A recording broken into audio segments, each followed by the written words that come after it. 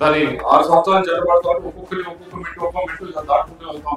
First అది పట్టుకున్నప్పుడు దానికి చేయడానికి అసలు అర్హత లేదు. ఎందుకంటే ఎక్కడైతే పంప్స్ పెట్టాలో లిఫ్ట్ పెట్టాలో అది టైగర్ రిజర్వ్ లో ఉంది. ఆ పర్మిషన్ చెప్పండి, మనం వెళ్ళినా తెచ్చాం. టైగర్ ఫారెస్ట్ పర్మిషన్ అడిగారు, అది తెచ్చాం.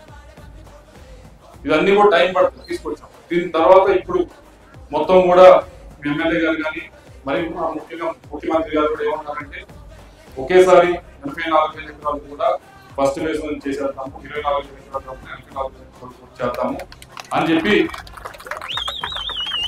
ముందుకు వెళ్తాము. దానికి ఎన్విరాన్మెంట్ పర్మిషన్ తీసుకురావాలి. దానికి టెండర్ పూర్తయింది, ఎన్విరాన్మెంట్ పర్మిషన్ ఓపెన్ చేయడం జరిగింది, దానికి వెళ్తాము. ఇవన్నీ ఒక రోజులో అయ్యే పనులు కాదు, వెంటబడతా ఉంటే అవుతా ఉంటాయి. మీరు ఇల్లు కడతారు, ఇల్లు కట్టే ఉంటారు కదా, ఇల్లు కట్టడం అనేది ఒక రోజులు అయిపోయింది.